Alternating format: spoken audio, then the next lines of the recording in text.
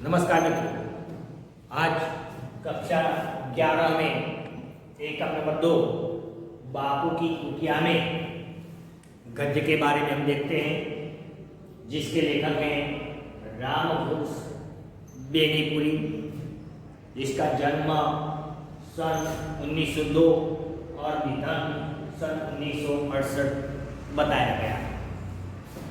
लेखक के बारे में देखें तो रामवृक्ष बेनीपुरी का जन्म बिहार के मुजफ्फरपुर जिला में बेनीपुर गांव में हुआ था।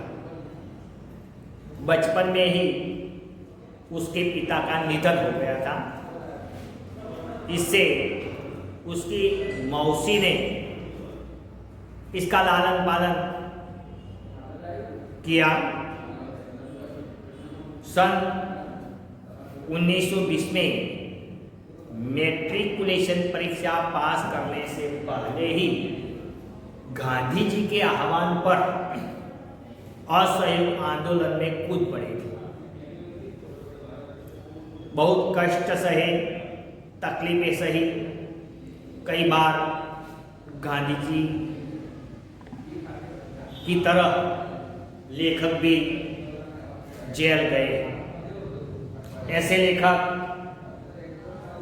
हिंदी साहित्य सम्मेलन प्रयाग की विशारद परीक्षा भी उसने पास की है। 15 वर्ष की छोटी आयु में पत्रिकाओं में लिखना लेखक ने शुरू किया था। ऐसे लेखक बहुमुखी प्रतिभा के धनी है। लेखक ने नाटक, उपन्यास, कहानी, रेखाचित्र, ललित निबंध और संस्मरण आदि गद्य विभागों में लेखक ने सुंदर रचनाओं की। साहित्य क्षेत्र में प्रवेश पत्रकारिता के माध्यम से हुआ था उसका। तरुण भारत, किसान मित्र, बालक जनता आदि संपादित साप्ताहिक संपादन हुए हैं लेखक के।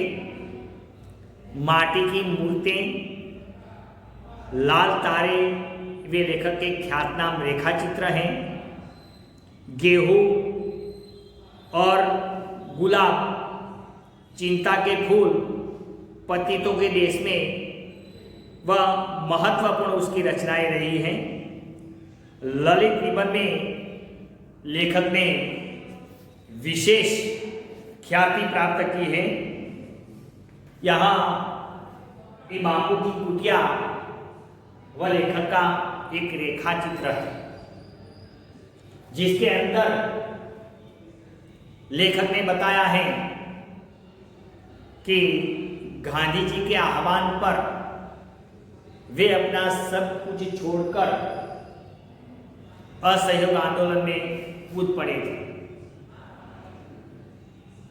बहुत बातें गांधी जी के बारे में जानते हुए भी लेखक कहते हैं कि मैंने कभी गांधी जी का साक्षात दर्शन नहीं किया। उसके कहे अनुसार चले सही, लेकिन साक्षात दर्शन करने का सौभाग्य लेखक को मिला नहीं। लेखक के लिए वह बड़ी दुख की बात है, लेकिन फिर भी यह दुख भुलाकर लेखक अपना सद्भाग्य इस बात को मानते हैं कि आज उसे महात्मा गांधी की कुटिया में, जहां गांधी जी बैठते थे, वही स्थान पर बैठकर गांधी जी की सारी चीज वस्तुओं के जिसका गांधी जी उपयोग करते थे, वे सारी चीज वस्तुओं को निकट से देखने का मौका मिला है, सुअवसर मिला है। लेखक मानते हैं कि अगर गांधी जी जिंदा होते और मैं ये कुटिया में आया होता तो मैं इतनी देर तक और ये सारी चीज वस्तुओं को मैं छूकर देख सकता नहीं। लेकिन आज गांधी जी न रहने पर यहाँ आने का मौका मिला, तो गांधी जी ने जिन जिन चीज वस्तु का उपयोग किया, ये सारी चीज वस्तु को निकट से देखने का, छूने का और साक्षात्कार करने का जो मुझे अनुभव हुआ है, इससे मुझे गांधी जी को न मिल पाने का जो दुख है, वह दुख मुझे मेरा चला जाता है। तो इसी प्रकार लेखक ने यह रेखा चित्र के अंदर गांधी जी की कुटिया में आने के बाद वे क्या क्या देखते हैं, क्या क्या अनुभव करते हैं, इसकी सुंदर बात लेखक ने इस एकम के अंदर बताई है। तो देखें कि बाबू, यहाँ तुम्हारी इस कुटिया में तुम्हारे पायदाने बैठकर एक कुछ पंक्तियां लिख रहा। वे गांधी जी को उद्देश्य से करके कहते हैं कि बापू, आज तुम तो नहीं हो, लेकिन मैं तुम्हारी कुटिया में आकर तुम्हारे पायदाने में बैठकर मैं कुछ पंक्तियां लिख रहा। देखा, यहाँ एक शब्द है पायदाना। पायदाना मतलब जो चार पाई होती है खटिया, यह खटिया में सोते समय हमारे पैर रखने की जो जगह होती है, पैर रखने का जो स्थान होता है खटिया का भाग, उसे बोलते हैं पायदाना। तो गांधी जहां पैर रखकर सोते थे, वही भाग पर बैठकर लेखक बोलते हैं कि मैं कुछ पंक्तियां लिख रहा। जब तक तुम यहां थे मैं नहीं आया, कि इस कुटिया में तुम रहते थे, तुम हयात थे, तुम जिंदा थे, तभी तो मैं आया नहीं। यह मेरा दुर्भाग्य या सौभाग्य, यह मेरा दुर्भाग्य मानो तो दुर्भाग्य, और ये मेरा सौभाग्य मानो तो सौभाग्य। लेकिन शब्द है दुर्भाग्य।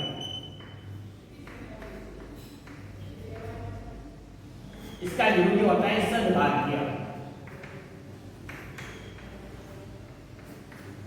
यह मेरा दुर्भाग्य भी है और आज मुझे यह सद्भाग्य भी लगता है।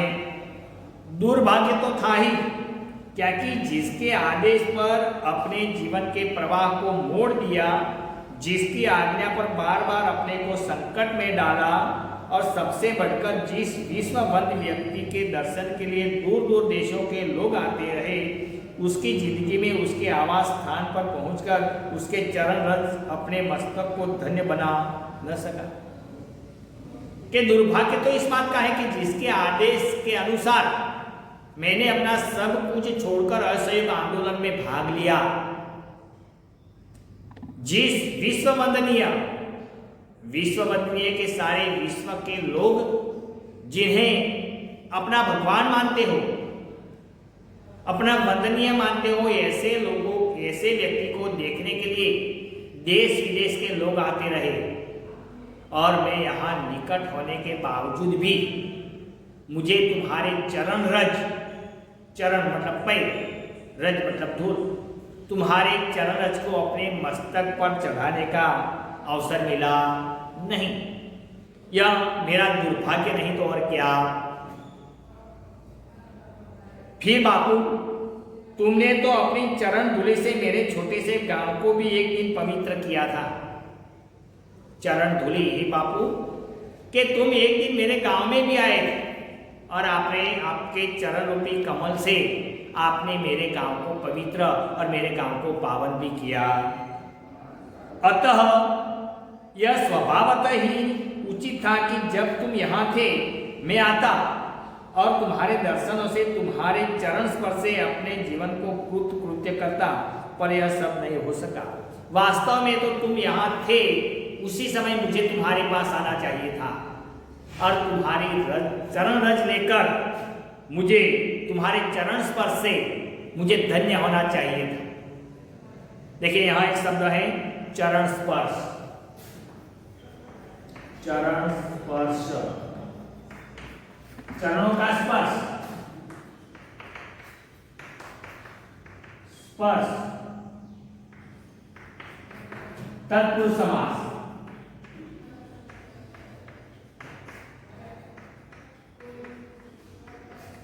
क्या है? तत्पुरुष समास है चरण स्पर्श, चरणों का स्पर्श, यह तत्पुरुष समास बनता है कि तुम्हारे चरणों को स्पर्श करके मैं अपने को कृतकृत्य, कृत्य मतलब धन्य धन्य, मैं अपने भाग्य को धन्य समझता, लेकिन ऐसा हो सका नहीं। किंतु देखता हूं और आज यहां प्रत्यक्ष कर रहा हूं, लेकिन मैं देखता हूं और आज यहां बैठे बैठे मैं साक्षात्कार कर रहा हूं। आदमी का दुर्भाग्य कभी कभी सौभाग्य बन जाता है, आदमी का दुर्भाग्य कभी कभी सद्भाग्य भी बनता है। कई बार हमने हमारे धर्म पुस्तकों के अंदर देखा है कि कई लोगों को ऋषि मुनियों के द्वारा शाप मिलता है, लेकिन वह शाप कभी कभी आशीर्वाद के रूप में सामने आ जाता है। तो उसी प्रकार कई बार ऐसा दुर्भाग्य सद्भाग्य भी बन जाता है। लगता है यदि मैं उन दिनों आता तो क्या मैं तुम्हारे बिस्तर के इतने निकट इतनी देर के लिए स्थान पा सकता कि तुम हयात थे, और उसी समय अगर मैं आता तो क्या मैं आज जहां बैठा हूं वही स्थान पर बैठ सकता? ये तो तुम्हारी चारपाई है, लोगों को वही चारपाई छूने को भी मिलती नहीं, वही चारपाई पर मैं आज बैठा हूं। अगर जो तुम हयात होते तो इस स्थान पर मुझे क्या बैठने को मिलता? उस शांत एकांत में अकेले अकेले इस कुटिया से इतना तादात्म्य प्राप्त करने में सफल हो सकता? अरे तुम्हारे पायदाने बैठकर अपनी लेखनी को इस तरह सार्थक करने का सौभाग्य इन दिनों क्या खाकर किस पुरातन पुण्य बल से प्राप्त कर कि तुम्हारे आश्रम में आकर, तुम्हारे कुटिया में आकर मैं आज ये सारी चीज वस्तु को निहार रहा हूं, तुम्हारे पायदाने में बैठ रहा हूं। क्या तुम्हारी हयाती में क्या ये सब मेरे भाग्य में होता? क्या मेरे नसीब में होता? तो आज मैं उसे दुर्भाग्य नहीं, लेकिन मैं उसे सद्भाग्य समझता। तुम्हारा यह बिस्तरा खजूर की चटाई पर एक गद्दा डालकर और उसे खादी से ढककर बनाया गया यह श्वेत शुभ्र बिस्तरा, खादी की चद्दर, और एक खादी की चद्दर पर खजूर की चटाई, अरे खजूर की चटाई पर जो खादी से ढककर बनाया गया ये जो बिछौना है, यह बिछौना कैसा है? श्वेत शुभ्र। श्वेत शुभ्र दोनों का अर्थ तो एक ही होता है, सफेद, लेकिन इसका अर्थ ले जाए तो सफेद दैदीप्यमान, सफेद दैदीप्यमान इसका अर्थ होता है। लगता है तुम अभी अभी यहां से कुछ देर के लिए बाहर गए हो, या तुम्हारे बिस्तरे को या तुम्हारे बिछौने को देखकर ऐसा लगता है कि शायद तुम अभी अभी उठकर यहां से या कुटिया में से बाहर गए। अभी तुम कुटिया में से बाहर निकले हो, अभी उसी हृदयकारी मुस्कान से पधारोगे। हृदयकारी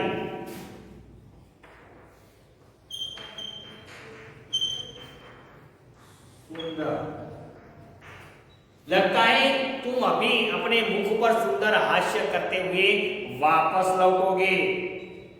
तुम्हारे यह बिस्तरा, तुम्हारे यह तकिया, तुम्हारी यह तुलसी की माला, तुम्हारा यह प्यारा सा चरखा, सबके सब यही तो कह रहे हैं तुम अभी गए हो और अभी आओगे। कि तुम्हारा बिस्तरा, ये तुम्हारा जो तकिया है वह, यह तुम्हारा जो चरखा है वह, अरे तुम्हारी तुलसी की माला जिसका तुम हर रोज अपने हाथ में रखते हो, आज यही पड़ी है सब चीज वस्तुएं।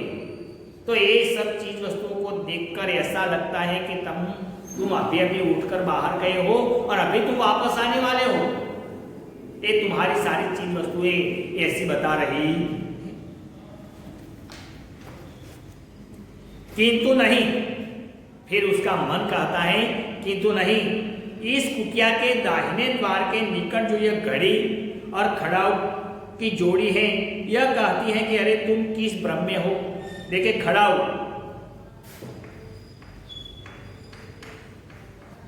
पालूका,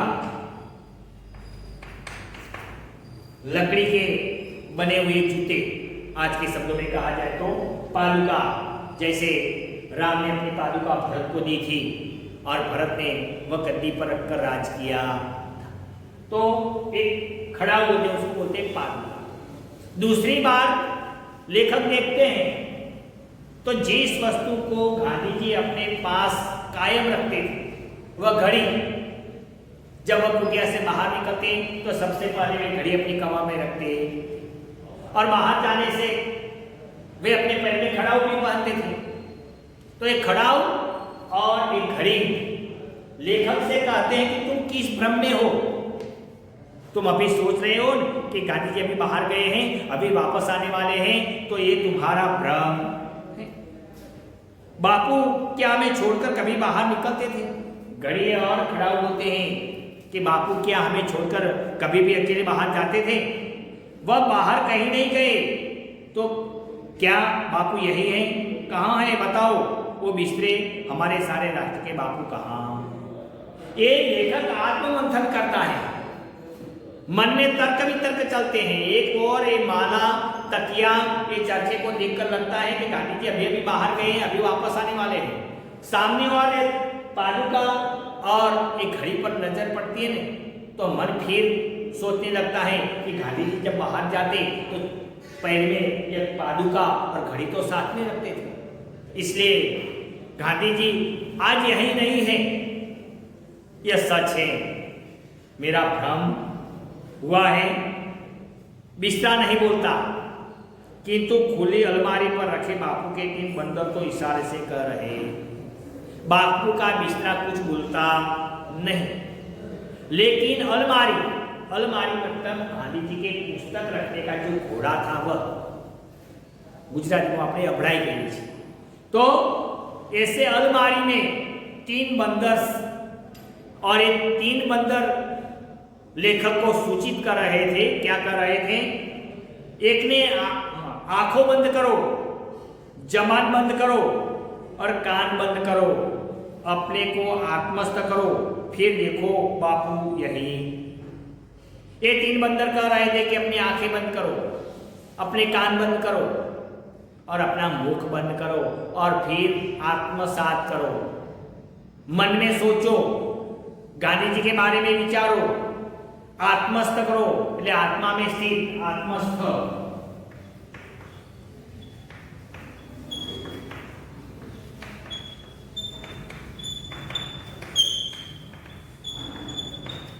मन को स्थिर करो और फिर सोचो कि बापू अहीं कहीं है, बापू अहीं कहीं है और सचमुच पा रहा हूं।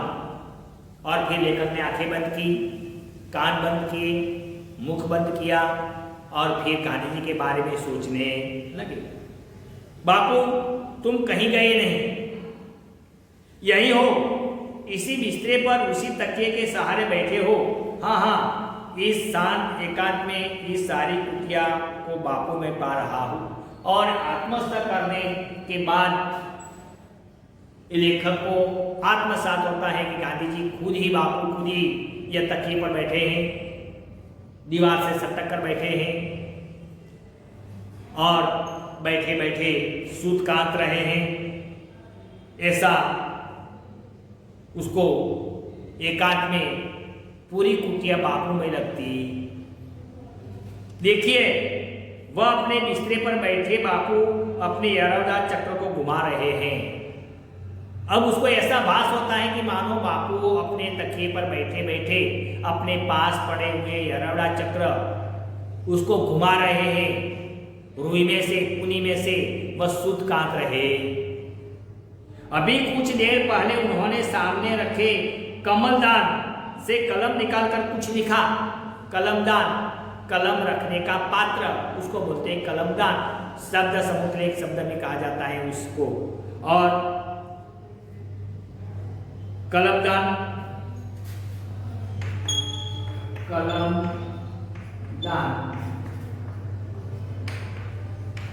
कलम के वेदान, ये भी तत्पुरुष समास है।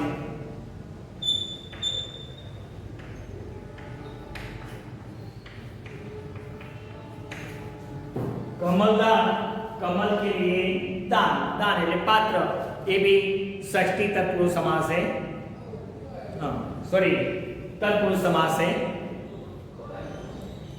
मैं कलम निकालकर कुछ लिख रहा, लगता है कि अभी अभी कलम दान में से कलम निकालकर बापू कुछ लिख रहे, और अब जरा हट जाइए।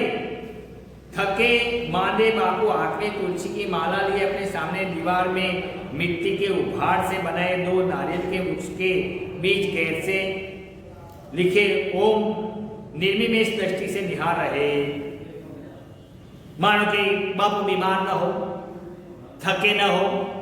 और ऐसे समय में जब बापू अपने पास तुलसी की माला रखते थे, माला फेरते थे, और ये माला फेरते फेरते अपनी सामने वाली दीवार उभाड़, तो उभाड़ वाली दीवार पर 2 नारियल के पेड़ों के चित्र हैं, और ये पेड़ों के चित्र के बीच में,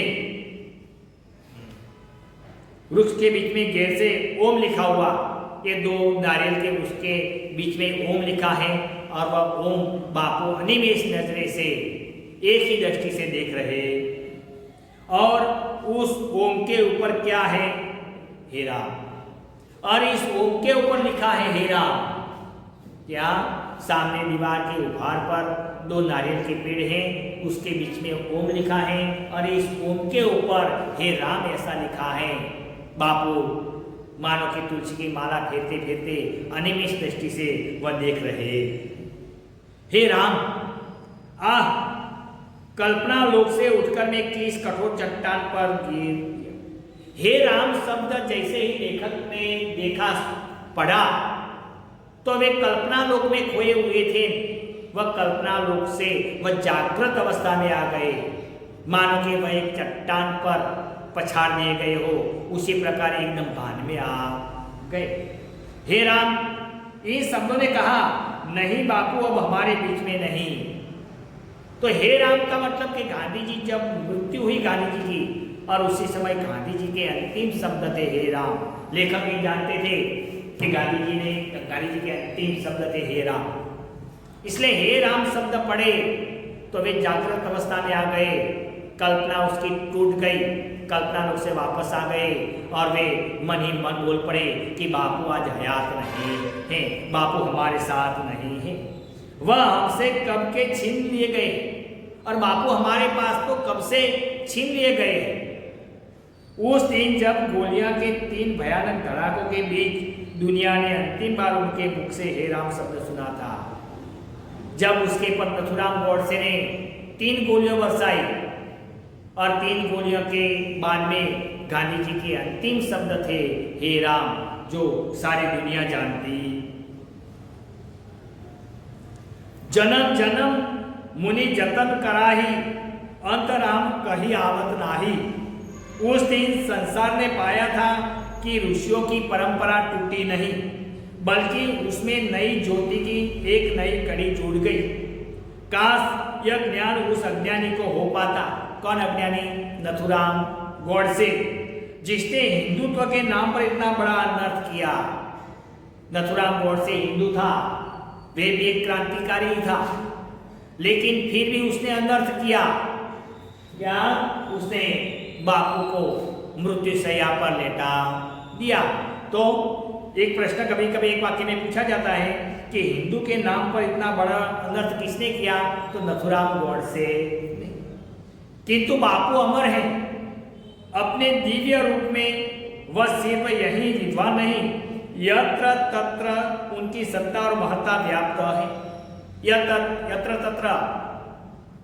तत्र सर्वत्र बापू मरे नहीं, लेकिन बापू की यादें आज चारों ओर विद्यमान हैं, और तब तक व्याप्त रहेगी जब तक आकाश में चांद तारे और पृथ्वी पर उद द्विज अंड पिंड, जब तक आकाश में सूर्य चंद्र तारे छिपके हैं, तब तक गांधी जी का नाम अमर रहे।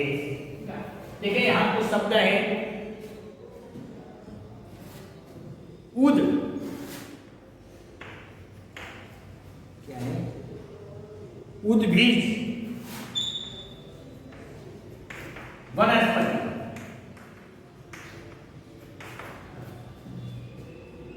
अंडज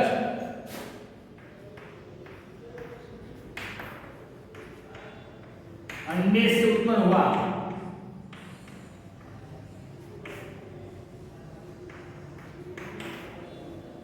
दूसरा शब्द है पिंड।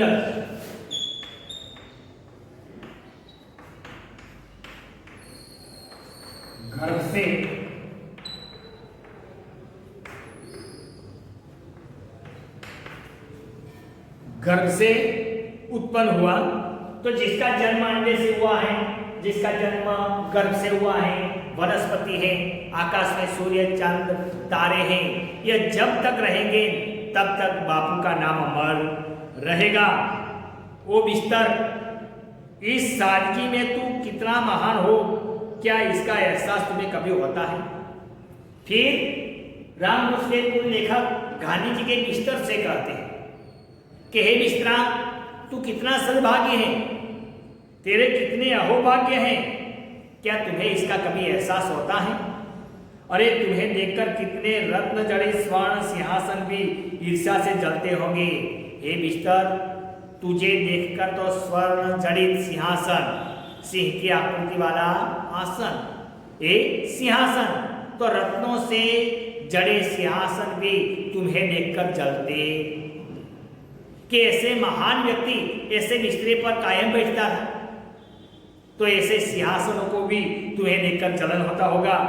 क्या कभी उन पर एक क्षण को भी उतना बड़ा आदमी बैठा होगा जितने बड़े आदमी को कितने ही दिनों, महीनों, वर्षों तक तुम्हें अपने ऊपर आसीन करने का गौरव प्राप्त हो सका? कोई सोचे कि ऐसे बिस्तर पर ऐसे बड़ी हस्ती, ऐसी महान व्यक्ति, ऐसी विश्व वंदनीय व्यक्ति ऐसे बिस्तर पर बैठी हो? अरे एक बात नहीं, वे तो यही बिस्तर पर कायम बैठते। तो हे बिस्तर, तो भी सद्भागी है, तेरा भी अहोभाग्य है कि ऐसे विश्व वंदनीय व्यक्ति तेरे पर आरूढ़ होते। तो मित्रों, यह पहला तास हम यहाँ समाप्त करते हैं। आगे की बात हम दूसरे तास में देखेंगे। Thank you.